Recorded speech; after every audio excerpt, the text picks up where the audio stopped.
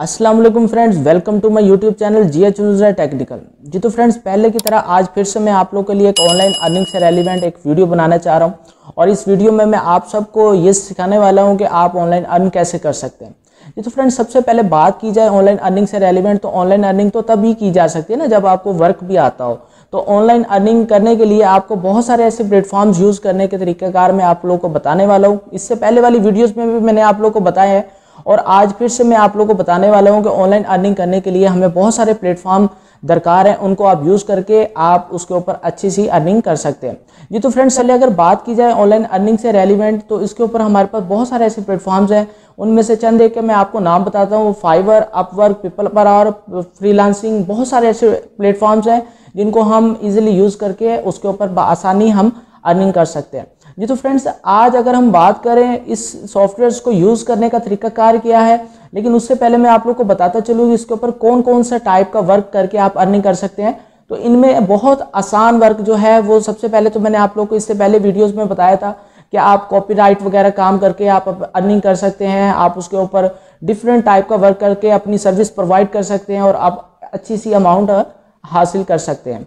जी तो फ्रेंड्स, आज अगर हम बात करें इसके ऊपर सबसे ज़्यादा ट्रेंडिंग में जो वर्क चल रहा है वो है ग्राफिक डिजाइनिंग का। जी तो फ्रेंड्स, अगर ग्राफिक्स से रेलिवेंट अगर बात की जाए तो इसके ऊपर बहुत सारे ऐसे डिफरेंट सॉफ्टवेयर हैं जिनको आप यूज़ करके बहुत सारी अपनी एक ग्राफिक्स से रेलिवेंट आप बहुत सारे ऐसे डिज़ाइंस बना सकते हैं। उनमें से मैं आज आप लोगों को सिखाने वाला हूँ कोरल ड्रा के बारे में। तो बगैर टाइम वेस्ट किए आप लोगों को मैं अपनी कंप्यूटर की स्क्रीन पर लिए चलता हूँ। जी तो फ्रेंड्स, आज के लेक्चर में मैं आपको कोरल ड्रा की बेसिक्स के बारे में बताना चाह रहा हूँ जो कि बहुत ही ज़्यादा ज़रूरी है, इसलिए ये वीडियो आप आखिर तक देखिएगा। जी तो फ्रेंड्स, आज हम मैं बताने वाला हूँ आपको कोरल ड्रा की बेसिक्स जो कि आपको आना बहुत ज़रूरी है। सबसे पहले आप लोगों ने याद रखना है कि यहाँ पे आपने कोरल ड्रा को ओपन करने से पहले आपने इनपेज सॉफ्टवेयर को ओपन करना है, क्योंकि अगर आप यहाँ पर कोई भी उर्दू से रेलिवेंट कोई वर्क करना चाहते हैं या कोई वर्ड टाइप करना चाहते हैं तो उसके लिए आपको ऑब्वियसली पहले इनपेज ओपन करना पड़ेगा। फिर आपने कोरल ड्रा को ओपन करना है एंड देन कोरल ड्रा को ओपन करने के बाद अगर हम यहाँ पर चाहते हैं कि अगर फ़र्ज़ कर लेते हैं कि हमने इन पेज में कुछ भी मैटर टाइप कर लिया है, इवन कि आप कोई भी मैटर टाइप कर लें, जैसे कि अब हम यहाँ पर पाकिस्तान वर्ड टाइप कर लेते हैं, तो पाकिस्तान वर्ड टाइप करने के लिए अब आप यहाँ पर जो है जो भी कीबोर्ड यूज़ कर रहे हैं वो आपने टाइप कर लिया। जी फ्रेंड्स, यहाँ पर आपने टाइप करने के बाद यहाँ पे एरो के ऊपर क्लिक करना है एंड देन पेज के ऊपर क्लिक करके राइट क्लिक करके कॉपी कर लेना है और उसके बाद आपने इन पेज को मिनिमाइज़ कर देना और कोरल ड्रा को ओपन करके यहाँ पे आप राइट क्लिक करके भी पेस्ट कर सकते हैं, कंट्रोल V से भी आप पेस्ट कर सकते हैं। तो ये देख सकते हैं हमने यहाँ पे इसे वर्ड को पेस्ट कर दिया है। पेस्ट करने के बाद अगर हम यहाँ पर देखेंगे तो ये वर्ड हमारे पास यहाँ पे बहुत बड़े साइज़ में आ रहे हैं, तो इसको आप यहाँ से रिसाइज भी कर सकते हैं और यहाँ से आप स्केल को कम करके भी ये आप इसको रिसाइज कर सकते हैं। दैन उसके बाद आप यहाँ पर आप चाहते हैं वर्ड को जूम इन करना, तो F2 शॉर्ट की होती है जूम इन करने की। आपने प्लस जैसे ही F2 प्रेस किया तो देखिए प्लस में एक साइन बनकर आ गया, प्लस नेविगेटर आ गया, यानी कि जूम इन नेविगेटर है। तो आप जितने पार्ट को जूम इन करना चाहते हो उतने पार्ट को आप ऐसे सिलेक्ट कर सकते हो, उतना पार्ट जूम इन हो जाएगा। जितने पार्ट को अगेन आपने जूम इन करना है ऐसे आप F2 प्रेस किए जाए और जूम इन आप प्रेस किए जाए तो ये जूम इन होता जाएगा। तो अगर हम चाहते हैं कि हम इसे जूम आउट करना चाहते हैं तो F3 शॉर्ट की होती है, F3 आप शॉर्ट की यहाँ पे अप्लाई कर देते तो ये से 1 बाय 1 करके ये जूम आउट करता जाएगा। दैन उसके बाद अगर हम यहाँ पर चाहते हैं कि हमारे पास ये वर्ड थोड़ा सा सेपरेट है, हम स्पेस को कम करना चाहते हैं इनके दरमियान में वर्ड्स के, तो हम यहाँ पर जाहिर बात है कोरल ड्रा यूज़ कर रहे हैं तो इसे हम ग्राफिक्स के लिए यूज़ करेंगे। तो इट्स मीन हम यहाँ पर अपनी मर्ज़ी से ग्राफिक्स करना चाहते हैं, हम डिज़ाइनिंग करना चाहते हैं। तो ये वर्ड तो अभी यहाँ पर ग्रुप हुआ है, तो इसको अनग्रुप करने के लिए आपने सबसे पहले कंट्रोल U अप्लाई करना है और अभी आप यहाँ पे ऊपर आप देख सकते हैं ये हमारे पास यहाँ पे एक प्रॉपर्टी बार में भी शो हो रहा है, तो ये अनग्रुप आप यहाँ से भी कर सकते हैं। तो यहाँ पर जैसे ही हमने कंट्रोल U प्रेस किया तो आप देख सकते हैं ये वर्ड सब सेपरेट हो चुके हैं। उसके बाद हम यहाँ पर इनको अनग्रुप करने के बाद हम जैसे मर्ज़ी अपनी मर्ज़ी के मुताबिक इसे हम सेट कर सकते हैं। दैन उसके बाद हम इसे अगर चाहते हैं दोबारा से ये एक हो जाए तो फिर से आपने इसे सिलेक्ट करने के बाद इसे ग्रुप करना है। तो ग्रुप करने की शॉर्ट की होती है कंट्रोल G, तो आप यहाँ पे कंट्रोल G प्रेस करेंगे तो अब आप देख सकते हैं कि ये वर्ड दोबारा से ही ग्रुप हो चुका है। अगर हम अब यहाँ पर चाहते हैं कि हमारे पास कोरल ड्रा में हमने कोई भी डिज़ाइन बनाया है, कोई वर्ड टाइप किया है और अगर बाई चांस हमसे वो वर्ड मिस्टेक हो जाती है या बाई चांस हमसे वो डिज़ाइन मिस हो जाता है, जिस सूरत में हमें यहाँ पे आप देख सकते हैं कि हमें वो कहते हैं कि हमें वो डिज़ाइन ही नहीं मिल रहा जो हमने यहाँ पे डिज़ाइन एडिट किया है, ये कंपोज किया हुआ है। तो अब उसके लिए अब आप यहाँ पर अनसीन हो चुके हैं। आप कहते हैं कि हमें ना तो पेज फाइंड हो रहा है, ना ही हमें वो डिज़ाइन फाइंड हो रहा है। तो उसके लिए आपने यहाँ पर जो है F4 शॉर्ट की अप्लाई करनी है। F4 शॉर्ट की होती है फुल प्रीव्यू की, फुल जूम की। तो फुल जूम आप जैसे ही आप अप्लाई करेंगे तो वो वर्ड डिज़ाइन जो भी होगा, जहाँ भी होगा, तो वो फुल जूम हो जाएगा। देन उसके बाद अब आपने इसे सिलेक्ट कर लिया। अब आप ये चाहते हैं कि हमें ये मालूम नहीं है कि हमारे पास ये पेज कहाँ पर है और ये वर्ड कहाँ पर है या डिज़ाइन कहाँ है। आप इस डिज़ाइन को सिलेक्ट करने के बाद P प्रेस करें तो ये वो पेज के इक्वल सेंटर में आपको वो डिज़ाइन को वो भेज देगा। उसके बाद आप दोबारा से F4 प्रेस करें एंड देन 1 बाय 1 करके F3 प्रेस करें। देखो आपको वो वर्ड जो डिज़ाइन होगा, जो मिस हो चुका होगा, वो पेज के इक्वल सेंटर में अब आपको यहाँ पे मिल जाएगा। अच्छा, उसके बाद अगर हम चाहते हैं कि यहाँ पे हम सबसे पहले हमारे पास यहाँ पे पिक टूल है। पिक टूल का मतलब होता है यहाँ पे ये टूल बार में सबसे पहला टूल है पिक टूल।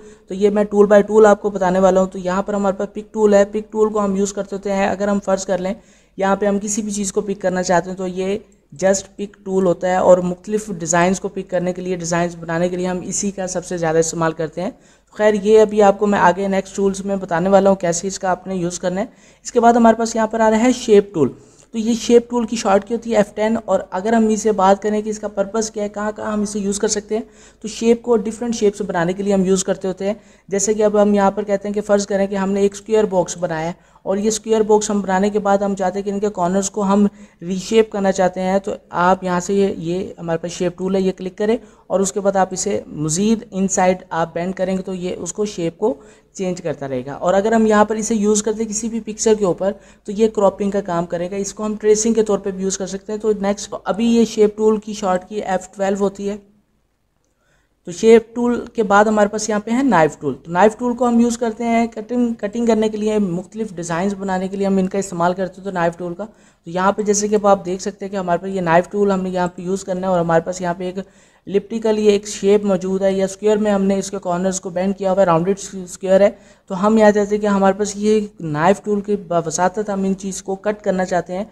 तो अब आप यहाँ पर जिस स्केल को कम करना चाहते हैं यहाँ से, यानी हम यहाँ पर चाहते हैं कि हम किसी भी चीज़ को, ऑब्जेक्ट को कट करना चाहते हैं, तो हम यहाँ से स्टार्ट करेंगे। एक सेलेक्ट पॉइंट हमने किया एंड देन एंडिंग पॉइंट हम यहाँ पर चाहते हैं। तो यहाँ पे जस्ट एक और क्लिक कर दिया और उसके बाद आपने पिक टूल के ऊपर क्लिक किया। तो आप देख सकते हैं जैसे ही आप इसको सेपरेट करेंगे तो वो वहाँ से वो चीज़ डिज़ाइन कट हो चुका होगा। तो ये डिज़ाइनिंग के तौर पे हम यूज़ करते थे।